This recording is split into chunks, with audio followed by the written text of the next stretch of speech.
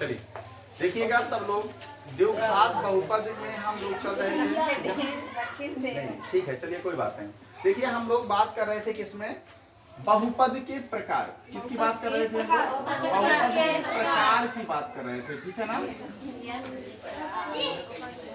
बहुपद के प्रकार में हमारा क्या क्या कंप्लीट हुआ था, जरा उसकी चर्चा कर लें। सबसे पहले हम चर्चा किए थे कि शून्य बहुपद क्या होता है। हाँ भैया क्या हुआ बोलो।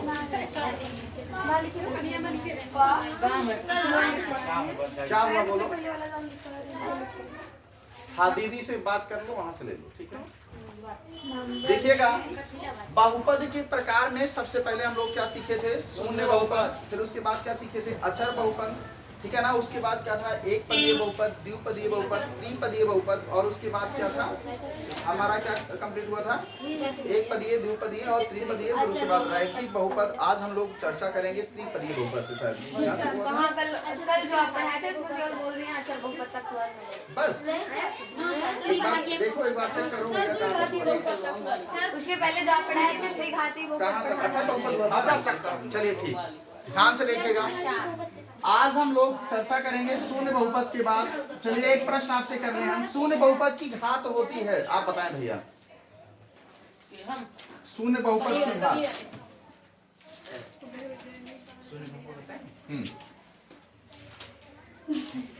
उसका वो याद है।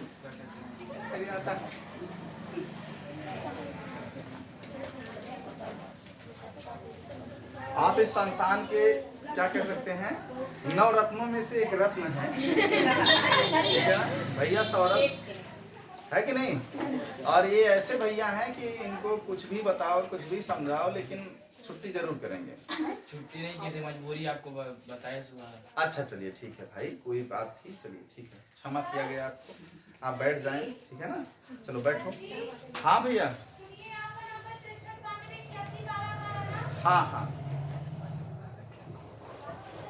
चलिए शून्य बहुपद, अचर बहुपद, उसके बाद हमारा क्या है, एक पदीय बहुपद, एक पदीय बहुपद, एक पदीय बहुपद। उसके बाद क्या सीखना है हमको, द्विपदीय बहुपद।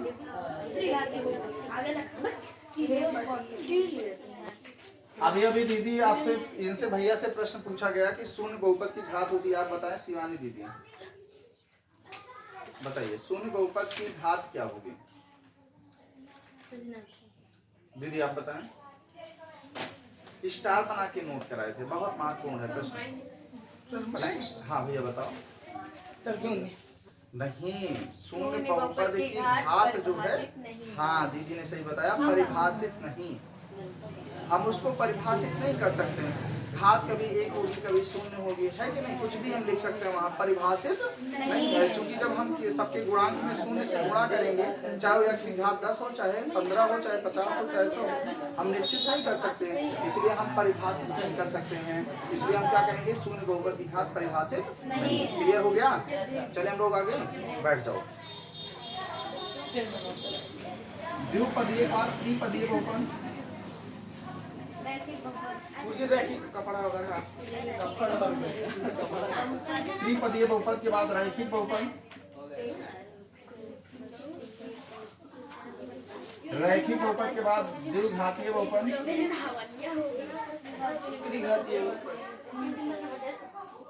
द्विघातीय बहुपद,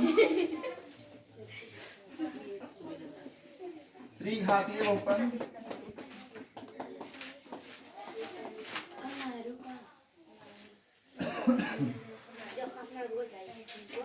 चतुर्घातीय बहुपद।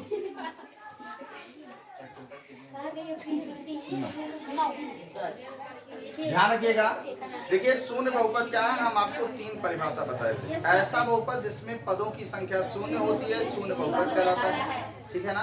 तो आप आसानी से याद कर सकते हैं कि ऐसा बहुपद जिसमें पदों की संख्या शून्य होती है, क्लियर है। तो आप लोग आसानी से याद कर लेंगे, ऐसा बहुपद जिसमें पदों की संख्या शून्य होती है, शून्य बहुपद कहलाता है। ऐसा बहुपद जिसमें पदों की संख्या शून्य होती है, शून्य बहुपद कहलाता है। बोलो क्लियर है कि नहीं? सबको क्लियर है? चलिए अब इसके बाद हम बात करेंगे अचर बहुपद। अचर बहुपद अगर आपसे कोई पूछता है कि अचर बहुपद होता क्या है तो आप क्या बताएंगे? ऐसा बहुपद जिसमें चर की घात शून्य होती है, अचर बहुपद कहलाता है। क्लियर है? ऐसा बहुपद जिसमें चर की घात शून्य होती है अचर बहुपद कहलाता है। ऐसा बहुपद जिसमें चर की घात शून्य होती है अचर बहुपद कहलाता है। क्लियर हुआ? एक बार फिर से बोलिए सब लोग। ऐसा बहुपद जिसमें चर की घात शून्य होती है अचर बहुपद कहलाता है। जैसे 5 हो गया, 4 हो गया, 3 हो गया, ये सब क्या है? अचर बहुपद है। क्लियर हो गया? चले आगे।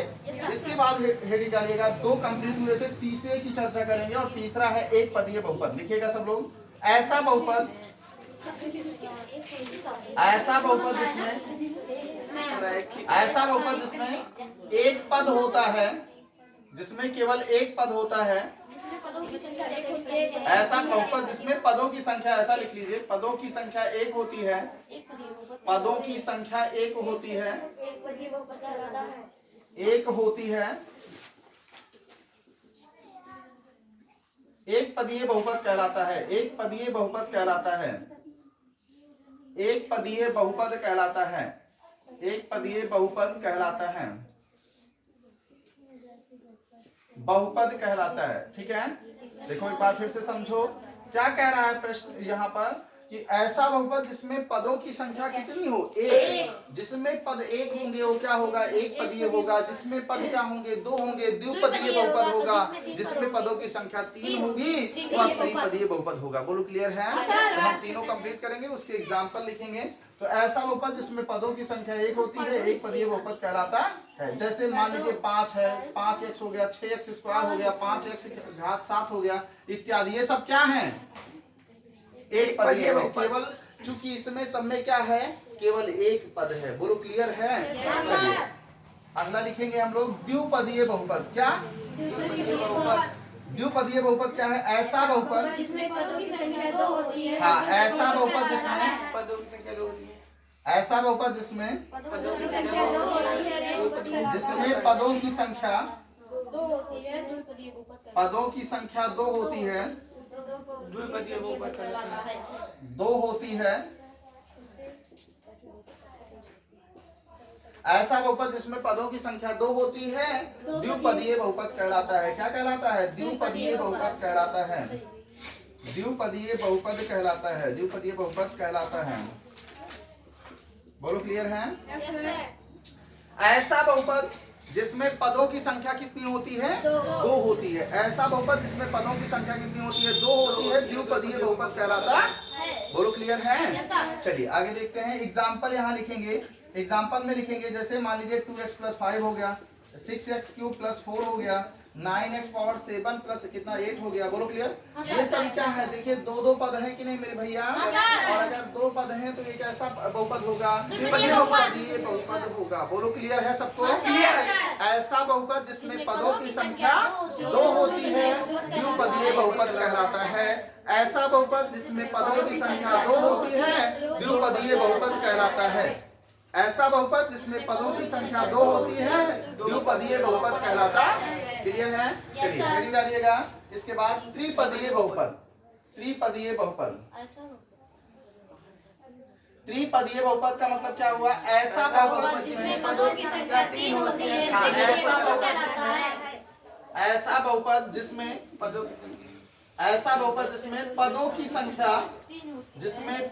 संख्या 3 होती है। त्रिपदीय बहुपद कहलाता है। पदों की संख्या 3 होती है, 3 होती है, त्रिपदीय बहुपद कहलाता है। त्रिपदीय बहुपद कहलाता है। त्रिपदीय बहुपद कहलाता है। देखो ऐसा बहुपद जिसमें पदों की संख्या क्या होती है? 3 होती है, त्रिपदीय बहुपद कहलाता है। ऐसा बहुपद जिसमें पदों की संख्या 3 होती है त्रिपदीय बहुपद कहलाता है। ऐसा बहुपद जिसमें पदों की संख्या 3 होती है त्रिपदीय बहुपद कहलाता है। बोलो क्लियर है भैया? चले हम लोग आगे। आप ध्यान से देखिएगा। इसमें एग्जाम्पल की बात करेंगे तो जैसे हमारा क्या हो जाएगा 2x² + 3 7x + 5, या हम कह सकते हैं 2x पावर 7 + 6x³ प्लस कितना 5x। बोलो क्लियर? इसमें कितने पद हैं बताओ जरा? तीन पद हैं, तो ये कैसा बहुपद हुआ? त्रिपदीय त्रिपदीय बहुपद हुआ। ऐसा बहुपद जिसमें पदों की संख्या तीन होती है, त्रिपदीय है, त्रिपदीय बहुपद कहलाता है। बोलो क्लियर है? एक बार फिर से सुनिएगा। ऐसा बहुपद जिसमें पदों की संख्या 3 होती है, त्रिपदीय बहुपद कहलाता है। ऐसा बहुपद जिसमें पदों की संख्या 3 होती है, त्रिपदीय बहुपद कहलाता है। बोलो क्लियर है? कोई डाउट? चलिए हम लोग आगे भैया, चलिए हम लोग आगे बढ़ते हैं। इसके बाद सीखेंगे हम लोग रैखिक बहुपद क्या होता है। बहुत महत्वपूर्ण है रैखिक बहुपद। न वाले भैया लोग ध्यान देंगे। एक प्रश्न पूछता है कि रैखिक बहुपद आप बताइए, या कहेगा चर x में रैखिक बहुपद का व्यापक रूप लिखिए, चर y में रैखिक बहुपद का व्यापक रूप लिखिए। ठीक है ना? ऐसे कई प्रश्न पूछता है, और कभी कभी तो ये पूछ लेता है कि आप रैखिक बहुपद क्या होता है बताइए, और उसका मानक रूप या व्यापक रूप बताइए। आपको ये सारी चीजें आनी चाहिए। तो ऐसा बहुपद, सुनो सब लोग, पहले ध्यान से सुन लो, याद हो जाए, उसके बाद हम आपको लिखाते हैं। ठीक है? फिर से सुनिए। ऐसा बहुपद जिसमें चर की घात 1 होती है, वो रैखिक बहुपद होता है। क्लियर? ऐसा बहुपद जिसमें चर की घात 1 होती है, रैखिक बहुपद कहलाता है। ठीक है ना? इसका व्यापक रूप क्या होगा? ax plus B comma a not equal to 0, जहां a व b वास्तविक संख्याएं हैं। क्लियर हो गया? अगर हम बात करते हैं द्विघात बहुपद क्या होता है, तो ऐसा बहुपद जिसमें चर की घात 2 होती है, द्विघात बहुपद कहलाता है। अब त्रिघातीय बहुपद क्या है? ऐसा बहुपद जिसमें चर की घात 3 होती है, त्रिघातीय बहुपद कहलाता है। फिर उसके बाद बात करेंगे हम इसकी चतुर्घातीय बहुपद। तो भैया सीधी सी बात क्या है, अगर क्या हो 4 घात होगी, ऐसा बहुपद जिसमें चर की घात 4 होती है, 4 होती है, चतुर्घातीय बहुपद कहलाता है। बोलो क्लियर है कि नहीं? ईमानदारी बताओ, सबको आया समझ में? हेडिंग डालिएगा रैखिक बहुपद। ऐसा बहुपद, सब लोग बोलिए साथ में, ऐसा बहुपद, ऐसा बहुपद जिसमें चर की घात 1 होती है, रैखिक बहुपद कहलाता है। ऐसा बहुपद जिसमें चर की घात 1 होती है, रैखिक बहुपद कहलाता है। ऐसा बहुपद जिसमें चर की घात 1 होती है, रैखिक बहुपद कहलाता है। ऐसा बहुपद जिसमें चर की घात 1 होती है, रैखिक बहुपद कहलाता है। समझ में आया? अब अगर हम बात करेंगे रैखिक बहुपद का व्यापक एग्जाम्पल, पहले लिख लीजिए। जैसे आपका हो जाएगा 2x प्लस 5, बोलो clear? 3x minus 1, 4x plus 1, ये सब क्या है? चर की घात क्या है? इसमें 1 है। ये क्या है? रैखिक बहुपद है। क्लियर है? एग्जाम्पल हो गया। लेकिन अगर कोई पूछे व्यापक रूप बताओ, रैखिक बहुपद का व्यापक रूप। रैखिक बहुपद का व्यापक रूप अभी हमने क्या बताया आपको? हाँ, रैखिक बहुपद का व्यापक रूप क्या होगा? ax plus B comma a not equal to 0, ax plus B comma a not equal to 0, जहां a व b वास्तविक संख्याएं हैं, जहां a व b वास्तविक संख्याएं हैं। अच्छा बताओ आप लोग, क्यों कहता है नॉट इक्वल टू 0? जानते हो? अगर a का मान 0 हो जाएगा तो ये 0 हो जाएगा, केवल क्या बचेगा? अचर बहुपद हो जाएगा, केवल अचर बचेगा ना, तो वहां पर क्या हो जाएगा? अचर बहुपद हो जाएगा। इसीलिए कहता है कि a का मान 0 के बराबर नहीं होना चाहिए। b वाला 0 हो जाएगा, कोई दिक्कत नहीं है, लेकिन a कभी 0 ना हो। नहीं 0 हो जाएगा तो क्या हो जाएगा? हमारा अचर बहुपद हो जाएगा, और रैखिक बहुपद नहीं होगा मेरे भैया। क्या समझ में आया? अब एक बात और समझो, जो हमारा रैखिक बहुपद है वो जरूरी नहीं है कि केवल द्विपदीय बहुपद हो। वो क्या होगा? हमारा रैखिक बहुपद एक पदीय भी हो सकता है। जैसे मान लो अगर हम एग्जांपल में बात करें तो जैसे देखिए 2x प्लस 5 दिया गया तो ये रैखिक बहुपद है, और 2x दिया गया ये भी रैखिक बहुपद है।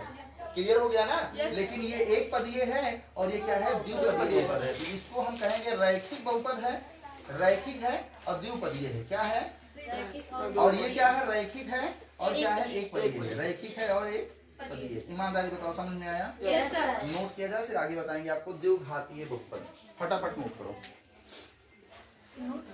हाँ नोट करो। दीदी आ जाओ, उठो। चर राशियां, अचर राशियां, बीजीय व्यंजक शब्द सुनाइए। आ जाओ फटाफट। जितना पढ़ाए हैं आपको एक एक पॉइंट आपको हम बता दे रहे हैं, आपसे सब सुनेंगे, ठीक है। एक बार फिर से हम आपको बताना चाहते हैं दीदी, और इधर आ जाओ, सब लोग ध्यान से सुने, एक एक बच्चे से सब सुना जाएगा। बात समझ में आ रही है? दिख रहा है कि नहीं? अब चलिए दीदी अब सुनाना शुरू करेंगी, ठीक है ना? राशियां वे राशियां जिनका मान प्रत्येक समीकरण के लिए अनिश्चित होता है अर्थात बदलता रहता है, चर राशियां कहलाती हैं। अचर राशियां वे राशियां जिनका मान प्रत्येक समीकरण के लिए निश्चित होता है अर्थात बदलता नहीं है, अचर राशियां कहलाती हैं। बीजीय व्यंजक कुछ निश्चित चर व अचर राशियां जिनका योग अंतर गुणन भाजन से प्राप्त पद को ही बीजीय व्यंजक कहते हैं। और पूरा कंप्लीट करो। हो गया बीजीय व्यंजक। बीजीय व्यंजक के बाद आपको क्या बताया गया? बहुपद, बहुपद है ना? बहुपद का व्यापक रूप, बहुपद का मानक रूप, पहचान, सब बताना है एक तरफ से दीदी, कुछ छोड़ना नहीं है। हम क्या पढ़ाए हैं आपको याद है कि नहीं?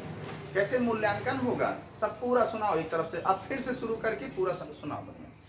बीजीय व्यंजक के बाद बहुपद से पूरा सुनाओ मुझे। बहुपद प्रत्येक बीजीय व्यंजक चर x का बहुपद कहलाता है, इसे px से प्रदर्शित करते हैं। बहुपद का व्यापक रूप इसे px से प्रदर्शित करते हैं।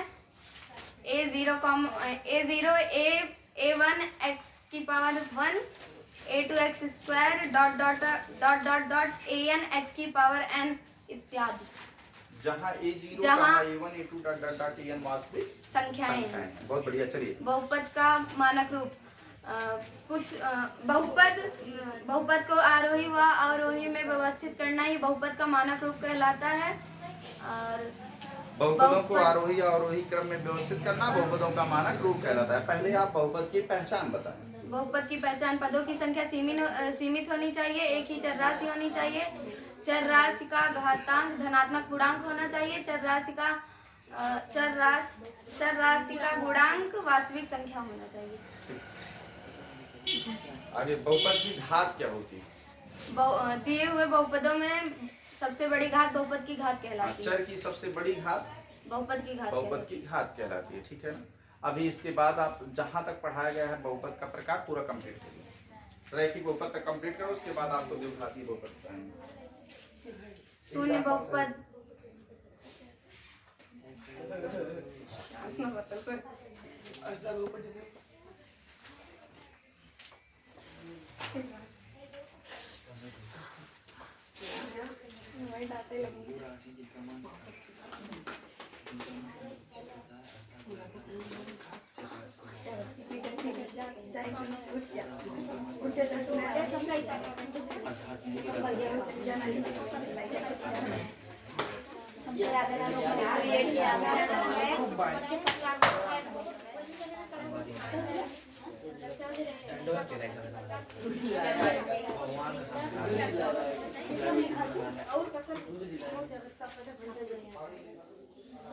शून्य बहुपद ऐसा बहुपद जिसमें कोई पद नहीं होता है, शून्य बहुपद कहलाता है। अचर बहुपद ऐसा बहुपद जिसमें चर की घात शून्य होती है, अचर बहुपद कहलाता है। एक पदी बहुपद ऐसा बहुपद जिसमें चर की घात ऐसा बहुपद जिसमें एक ही पद होता है, एक पदी बहुपद कहलाता है। द्विपदी बहुपद ऐसा बहुपद जिसमें दो पद होते हैं, द्विपदी बहुपद कहलाता है। त्रिपदी बहुपद ऐसा बहुपद जिसमें तीन पद होते हैं, त्रिपदी बहुपद कहलाता है। रैखिक बहुपद ऐसा बहुपद जिसमें चर की घात एक होती है, रैखिक बहुपद कहलाता है। द्विघाती बहुपद ऐसा बहुपद जिसमें चर की घात दो होती है, द्विघाती बहुपद कहलाता है। त्रिघाती बहुपद ऐसा बहुपद जिसमें चर की घात तीन होती है, त्रिघाती बहुपद कहलाता है। चतुर्घाती बहुपद ऐसा बहुपद जिसमें चर की घात चार होती है, चतुर्घातीय बहुपद कहलाता है।